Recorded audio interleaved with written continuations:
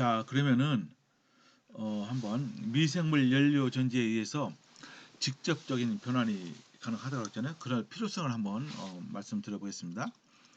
고효율 운전이 가능하다. 그러니까 말씀드린 대로 카르노 사이클에 의한 효율에 제약을 받지 않는다. 연료를 이용할 수 있는 유기물의 종류가 다양하다. 한 종류에 국한되어 있지 않은 거예요. 장치가 간단합니다. 또 소형으로 제작하여 운전이 가능하다. 여러 환경 조건에서 서식하는 미생물을 이용하면 되므로 환경의 제약을 덜 받는다. 그죠? 미생물에 의한 환경 정화 효과도 얻을 수 있어 매우 환경 친화적인 기술이다. 또 가정이나 공장에 설치하여 자가 발전이 가능하다. 물론 이건 뭐 이상적인 내용을 적어놨는데 여기 있는 상당한 부분이 가능하다고 저는 실제로 생각하고 있습니다. 그러니까 여기 보세요. 아주 다양한 바이오매스가 있어요. 물론 제가 대상으로 삼고 있는 바이오매스는 그 PS 중에 들어있는 유기물입니다. 어쨌든 이것이 미생물 연료전지를 쭉 통과하면은 전기에너지가 나오는 거죠. 그죠? 여기에 이제 또 다른 약간의 기술을 첨가하면 여기에 수소도 나오게 됩니다. 그래서 한번 기본적으로 미생물 연료전지도 일종의 연료전지입니다. 연료전지 일종이거든요. 그래서 연료전지 퓨얼셀이란 뭐냐 한번 여기서 간단하게 한번 제가 소개시켜 드립니다.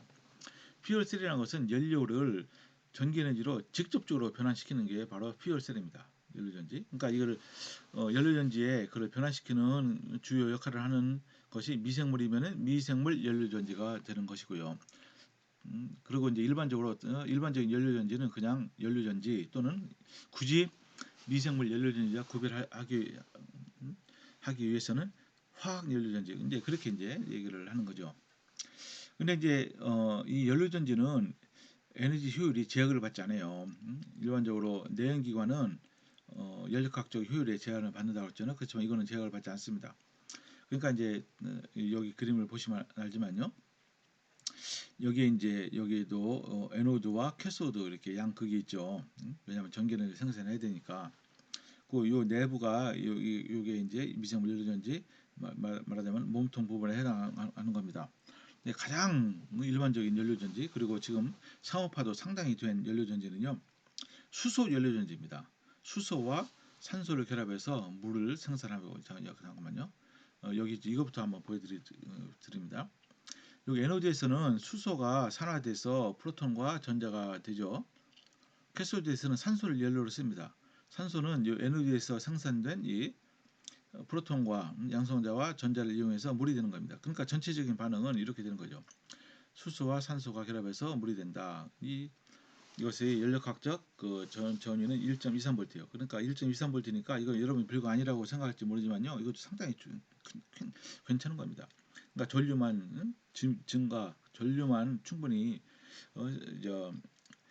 발생을 하면은 전압 곱하기 전류는 전력이죠. 와트. 그러니까 상당한 양의 그런 에너지를 얻을 수가 있는 거예요. 근데 이게 이제 원리인데 원리는 굉장히 간단하죠. 이게 이제 그리고 장점이 많아요. 왜냐 이 전기 전압이 이 정도면 상당히 높은 거거든요. 그리고 여기 캐소드 연료로 그러니까 에노드와 캐소드에 연료를 공급해야 되는데 이 캐소드 연료로 이 산소가 필요한데 이 산소는 어디서 공급되느냐? 이거는 공기 중에서 공급이 되는 겁니다. 그죠? 그러니까 공짜죠. 단 이 에노드 연료인 이 수소를 우리가 많이 확보를 해놔야 돼요. 근데 이게 문제가 되는 겁니다. 수소를 어떻게 확보하느냐? 자, 이게 수소는 엄청나게 많죠. 물이 H2O니까 수소가 있잖아요. 근데 물은 안 되고 여기서부터 이제 수소를 분리해야 됩니다. 근데 기존의 이제 수소 생산 방식은 화석 연료를 개질을 합니다. 개질. 이거 다 리포밍 한다고 그래요. 영어로. 이걸 우리말로 개질한다고 그럽니다. 그러니까 이것도 역시 화석 연료가 필요합니다. 기존의 수소 생산 방식은. 그죠? 그러니까 어때요? 뭐 그런 뭐 얘기 하나만 하네. 이제 그렇게 생각을 하겠죠. 그래도 어쨌든 이 수소가 충분히 확보가 되면은 이 방식은 굉장히 유력한 방식이죠. 그래서 수소를 그러면은 화석연료에서 생산하지 말고 바이오매스에서 생산하자. 그것이 저희 연구의 또 한 10년 동안 연구한 아주 10년은 아직 안 됐네요. 그런 연구의 이제 중요한 주제 중에 하나입니다. 어쨌든 다시 이 그림을 보시면은 이렇게 요게 이제 요게 수소가 이쪽에서 요게 이제 에노드입니다. 에노드로 공급이 돼요. 그러니까 에노드가 어때요? 이게 좀 포러스해야 되겠죠, 그죠? 공급이 돼서 여기서 이제 산화가 됩니다. 산화가 돼서 요 그러면은 양성자가 이쪽에 요게 이제 멤브레인 또는 전해질이라고 하는 겁니다. 요걸 통과하죠. 요게 농도가 높으니까 이쪽으로 이동을 하겠죠. 그죠? 이제 전자는 어떻게 됩니까? 전자. 이 수소가 산화돼서 나오는 전자는 이쪽 멤브레인을 통과를 못하고 외부 회로를 통해서 이쪽으로 캐소드로 이동합니다. 반면에 캐소드는 공기 중에서 산소가 공급되면은 여기서 산소가 여기서 에노드에서 수소 산화로 발생한 양성자와 그때 또 발생한 외부 회로를 통해서 이동한 이 전자와 결합해서 물이 되는 겁니다. 그래서 물이 이게 물론 수증기 형태겠죠. 아니면 이게 식으면 이제 물로 다 나오죠. 이제 물이 배출이 됩니다. 그 사이에 여기에다가 외부 회로에 어떤 우리가 원하는 그런 장치를 갖다 장착하면은 전자가 통과하니까 이게 바로 뭡니까? 이게 발전이에요. 이게. 그래서 여기에다 뭐를 집어넣느냐? 이렇게 휴대폰도 좋고 이렇게 노트북 좋고 아니면은 뭐 이렇게 이거를 굉장히 크게 만들면은 자동차도 가게 할 수 있는 거예요. 아니면 이것을 요 연료전지를 무진장 크게 만들면요 연료전지 발전소도 만들 수 있습니다. 그죠? 이게 바로 이런 연료전지 이게 이제 국가 산업을 좌지우지 할 수 있을 정도의 그런 파워풀한 그런 역량을 갖고 있어요. 그죠? 그런데 아직은 시범적으로 연료전지 발전소도 만든 적이 있어요. 일본에서 뭐 만든 적이 있습니다만은 아직 상업적으로 활용이 되고 있는 것 같지는 않습니다. 그리고 우리나라에서 현대자동차에서 요, 요 연료전지를 이용해서 이 차를 만들었죠. 자동차, 연료전지 자동차 또는 수소 자동차라고 하기도 합니다. 이게 이제 이름이 넥소라는 이름으로 그래도 지금까지 여러 대를 팔았습니다. 국내도 아마 여러분들 혹시 서울 시내에서 보셨는지 모르겠어요. 저도 이제 본 적이 있습니다. 그리고 이제 수출도 했습니다. 근데 이제 최근에 들리는 소식이 이 수소 연료전지 자동차 이 사업을 접었다고 하는 얘기가 있는데 확실히 잘 모르겠어요.